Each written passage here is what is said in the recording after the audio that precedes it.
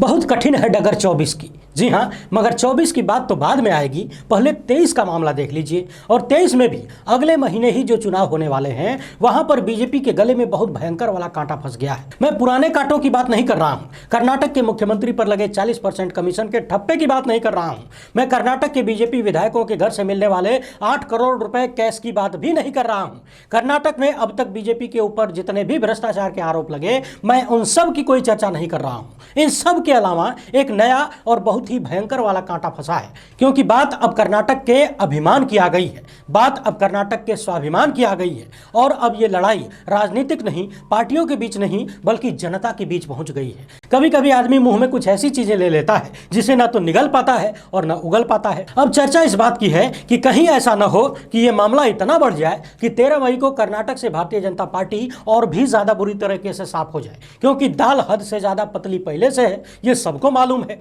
क्या है पूरा मामला विस्तार से बताएंगे, एकदम ध्यान से सुनिएगा, क्योंकि कर्नाटक चुनाव को 2024 का पहला दरवाजा माना जा रहा है और ऐसा लग रहा है कि इस दरवाजे की चाबी भारतीय जनता पार्टी और खुद पीएम मोदी के हाथों से निकलती जा रही है। अरे एक बात बताइए, आपके मोहल्ले में डंके की आवाज पहुंची कि नहीं? अब आप सोच रहे होंगे कि अब कौन सा डंका बज गया भैया, तो 105 देशों ने मिलकर एक साथ डंका बजाया है। जी हां, दुनिया भर के 193 देशों में से 105 देशों ने मिलकर भारत की मोदी सरकार का एक साथ डंका बजाया है। और इतना ही नहीं, इस मामले में हम लोग Pakistan, China, Sri Lanka, Nigeria, Iraq और यूक्रेन, जहां पर युद्ध चल रहा है, इन लोगों से बहुत आगे निकल चुके हैं। और इतना ही नहीं, अफगानिस्तान जहां तालिबान का कब्जा है, हम उनसे भी 42 गुना आगे निकल चुके हैं। इंटरनेशनल डंके की पूरी बात आप जब जानेंगे तो निश्चित ही आपकी छाती चौड़िया के 56 किलोमीटर हो जाएगी। और जब 56 किलोमीटर की हो जाए तो उन लोगों को जरूर भेजिएगा जिनके हिसाब से पूरी दुनिया में बड़का बड़का डंका बज रहा है। यह खबर बहुत ही बड़ी है, लेकिन गारंटी देता हूं गोदी मीडिया के किसी भी चैनल पर कोई भी लपड़झंडिस इस पर कोई चर्चा नहीं करेगा, कर भी नहीं सकता। कोशिश करूंगा कि बेहद आसान भाषा में पूरी बात आपको बता सकूं। बस आपसे अनुरोध इतना है कि वीडियो को अंत तक देखिएगा। और उससे पहले यदि आप हमें पहली बार देख रहे हैं तो फेसबुक पर हमारे पेज को फॉलो और लाइक कर लीजिए, यूट्यूब पर सब्सक्राइब करके घंटा जरूर बजाइएगा। देश को गोदी मीडिया के जहरीले प्रकोप से बचाने और आम आदमी की आवाज उठाने में यदि आप स्वतंत्र पत्रकारिता का समर्थन करना चाहें तो इस QR कोड या फिर इस मोबाइल नंबर का प्रयोग करते हुए हमें आर्थिक सहायता भेज सकते हैं। बहुत बहुत धन्यवाद। सबसे पहले बात कर लेते हैं 2024 के दरवाजे की। जी हां, लोकसभा चुनाव में अब मोटा मोटी 1 साल का भी समय नहीं बचा है और हाल ही में कर्नाटक में विधानसभा के चुनाव होने वाले हैं। यहां लोकसभा की कुल 28 सीटें हैं, जिनमें से 25 पर बीजेपी का कब्जा है। यानी कि 2019 के लोकसभा चुनाव में भारतीय जनता पार्टी ने कांग्रेस जेडीएस की खटिया खड़ी बिस्तरा गोल कर दिया था। लेकिन कर्नाटक में पिछले विधानसभा के चुनाव में किसी को बहुमत नहीं मिला था। कांग्रेस को बीजेपी से अधिक वोट मिले, मगर सीटें कम मिली। कांग्रेस और जेडीएस ने गठबंधन करके सरकार बनाई। बाद में जांच एजेंसियों के आशीर्वाद से भ्रष्टाचार निवारण अभियान चला और 3-5-18 करके बीजेपी की सरकार बन गई। अब यह मत पूछिएगा कि 3-5-18 का मतलब क्या होता है। सरकार तो बन गई, लेकिन भ्रष्टाचार के बड़े बड़े आरोप यहां बीजेपी नेताओं पर लगातार लगते रहे। खुद मुख्यमंत्री पर 40% कमीशन लेने का आरोप लगा। वहां के ठेकेदारों ने प्रधानमंत्री जी तक को पत्र लिख दिया और कहा कि 40% कमीशन दिए बिना कोई ठेका नहीं मिलता है, और 40% कमीशन अगर दे दें, सरकार को दे दें, तो फिर काम कैसे करेंगे और कमाएंगे क्या। और हाल ही में आपने देखा था कि बीजेपी एमएलए के यहां से 8 करोड़ रुपए कैश पकड़े गए थे। एमएलए का बेटवा 40 लाख रुपए घूस लेते हुए रंगे हाथ कथित तौर पर गिरफ्तार किया गया।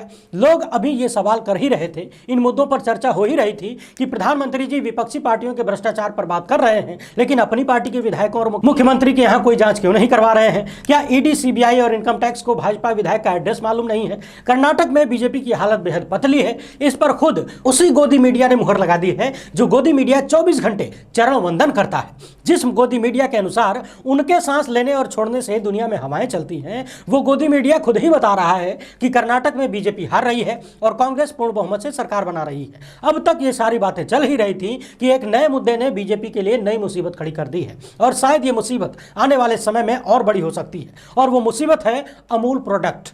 पूरा मामला जरा आसान भाषा में समझ लीजिए। कर्नाटक की भाजपा सरकार वहां अमूल की एंट्री करवाना चाहती है और खुद वहां के मुख्यमंत्री ने अमूल की एंट्री का बचाव भी किया है। दरअसल कर्नाटक में वहां का एक लोकल प्रोडक्ट है नंदिनी, लोकल ब्रांड है नंदिनी। इंडियन एक्सप्रेस के अनुसार वहां के लोगों को ऐसा लग रहा है कि यदि अमूल आएगा तो नंदिनी, जो कि वहां का स्थानीय प्रोडक्ट है, दूध से संबंधित चीजें बेचता है, उस पर कब्जा कर लेगा। और ये लोग इसे कर्नाटक के अभिमान से जोड़कर देख रहे हैं। कांग्रेस नेताओं का इस पर क्या कहना है वो बाद में देखेंगे। पहले ये जान लीजिए कि अमूल की एंट्री के विरोध को लेकर बेंगलुरु के होटल एसोसिएशन ने राजधानी के होटलों से स्थानीय ब्रांड नंदिनी के उत्पादों का उपयोग करने का आग्रह किया है। एसोसिएशन ने सभी होटल मालिकों को यह निर्देश देते हुए कहा है कि वे लोग कर्नाटक मिल्क फेडरेशन के प्रसिद्ध डेयरी ब्रांड नंदिनी का उपयोग करें और अपने राज्य के डेयरी किसानों के उत्पादों का समर्थन करें।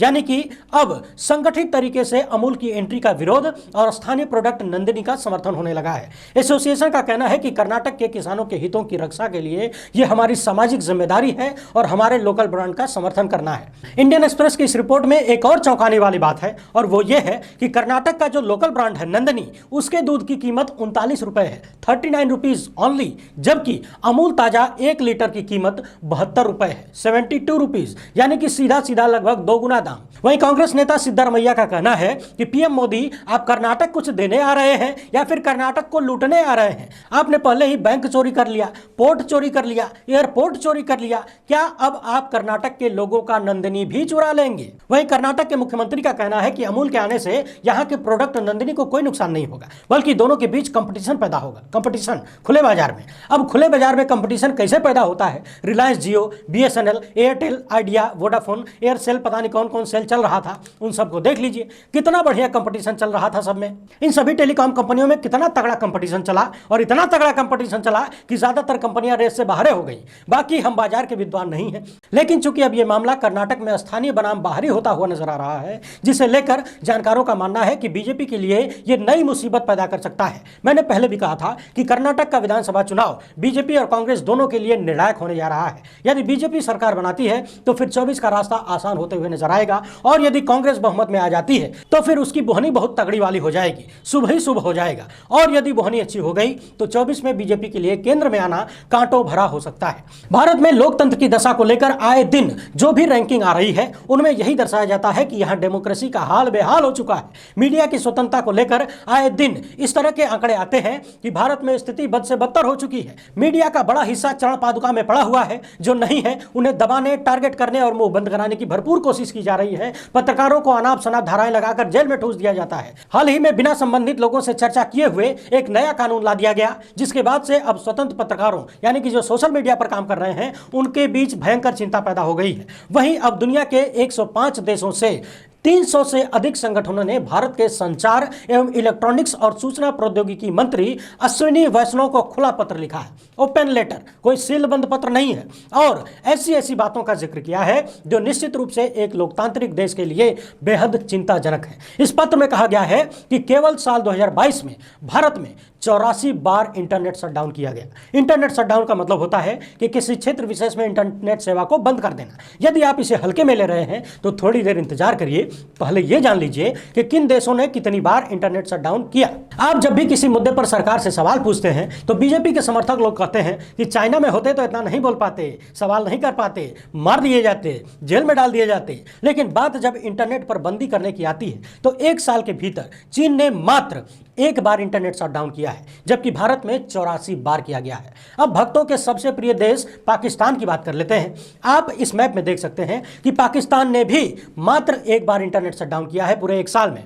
भक्त लोग अक्सर अफगानिस्तान का उदाहरण भी देते हैं, अफगानिस्तान का भी देख लीजिए, इसने भी 1 साल के भीतर मात्र 2 बार इंटरनेट शटडाउन किया, जबकि यहां की स्थिति कितनी भयावह थी यह आप सबको मालूम है। श्रीलंका को याद कर लीजिए, हाल ही में वहां क्या क्या नहीं हुआ, लेकिन वहां भी मात्र 1 बार से इंटरनेट शटडाउन का मामला सामने आया है। और यूक्रेन जहां पर युद्ध चल रहा है महीनों से, वो भी 22 बार ही इंटरनेट शटडाउन करता है, लेकिन भारत ने पूरी दुनिया को पछाड़ते हुए 84 बार इंटरनेट शटडाउन किया है मात्र 1 साल में। और इतना ही नहीं, दुनिया भर में जितने इंटरनेट शटडाउन हुए पिछले 5 सालों में, साल 2016 के बाद से, उन सब का 58% इंटरनेट शटडाउन सिर्फ भारत में हुआ है। सोच कर देखिए, सारी दुनिया एक तरफ और 58% शटडाउन लेकर भारत अपने पास बैठा हुआ है। कितना तगड़ा रिकॉर्ड बन रहा है। 5 साल से भारत अपना रिकॉर्ड बनाए रखा है, कोई कमी नहीं आने दी। इस पत्र में कहा गया है कि भारत में करोड़ों लोगों की आजीविका डिजिटल सेवाओं पर निर्भर करती है, ऐसे में इंटरनेट शटडाउन काफी नुकसानदायक होता है। इतना ही नहीं, यह भी लिखा गया है कि एक तरफ तो भारत के प्रधानमंत्री कहते हैं कि डिजिटल इंडिया बनाएंगे, तो इंटरनेट शटडाउन करके कौन सा डिजिटल इंडिया बनता है। इनकी बातों और इनके काम में कहीं कोई मेल नजर नहीं आता। अब जरा एक छोटा सा आंकड़ा देख लीजिए कि इंटरनेट बंद करने से भारत को कितना नुकसान हुआ है, उसका एक अनुमान भी इस पत्र में दिया गया है। ध्यान से सुनते जाइएगा। साल 2022 में शटडाउन के कारण लगभग 184.3 मिलियन अमेरिकी डॉलर का नुकसान भारतीय अर्थव्यवस्था को हुआ और 12 करोड़ से अधिक इंटरनेट यूजर परेशान हुए। छोटे बड़े सभी व्यापारियों को नुकसान हुआ और 2021 में यही नुकसान 583 मिलियन अमेरिकी डॉलर का था। एक और बड़ा आंकड़ा सुन लीजिए, साल 2016 में इसी इंटरनेट शटडाउन के कारण भारत को 968 मिलियन अमेरिकी डॉलर का नुकसान हुआ था, भारत की अर्थव्यवस्था को। इस पत्र में सुप्रीम कोर्ट द्वारा इंटरनेट शटडाउन को लेकर दिए गए निर्देशों की भी चर्चा की गई है। यह भी कहा गया है कि बार बार लिखे जाने और आग्रह किए जाने के बाद भी मोदी सरकार इन पर कोई कार्रवाई नहीं करती है। इतना ही नहीं, संसद की स्थायी समिति की रिपोर्ट में इंटरनेट को जीवन रेखा माना गया, इसके बावजूद धड़ल्ले से इंटरनेट शटडाउन कर दिया जाता है। अब जीवन रेखा को अगर रोक दिया जाए तो जीवन का क्या होता है ये तो बताने की जरूरत है नहीं। दवार पर यह रिपोर्ट विस्तार से दी गई है, आप चाहें तो उनकी वेबसाइट पर जाकर पढ़ सकते हैं। दुनिया भर के 105 देशों ने भारत सरकार के मंत्री को पत्र लिखकर चिंता व्यक्त की है और कहा है कि दुनिया के सबसे बड़े लोकतंत्र में ये जो कुछ हो रहा है ये बिल्कुल भी ठीक नहीं है। आर्थिक पहलुओं को तो छोड़ दीजिए, सामाजिक और इंसानियत के तौर पर भी इस कदर इंटरनेट शटडाउन बेहद बुरी स्थिति को दर्शाता है। वैसे तो गोदी मीडिया वाले कभी इन मामलों में चर्चा नहीं कर सकते और यदि गलती से किसी ने नाम भी ले लिया तो संभव है कि सारे के सारे लपड़झंडिस मिलकर कहेंगे कि पूरी दुनिया के ये 105 जो देश हैं, इनके जो 300 संगठन हैं जिन्होंने पत्र लिखा है, ये सब भारत विरोधी हैं, ये सब मोदी विरोधी हैं, इसीलिए इनकी बात नहीं सुननी चाहिए। बाकी गोदी मीडिया के अनुसार तो भारत में पहले से टू मच डेमोक्रेसी है। हमारा काम पसंद आए तो वीडियो को ज्यादा से ज्यादा लोगों तक पहुंचाइएगा। पहली बार देख रहे हैं तो फॉलो और सब्सक्राइब जरूर करिएगा। बहुत बहुत धन्यवाद। जय हिंद।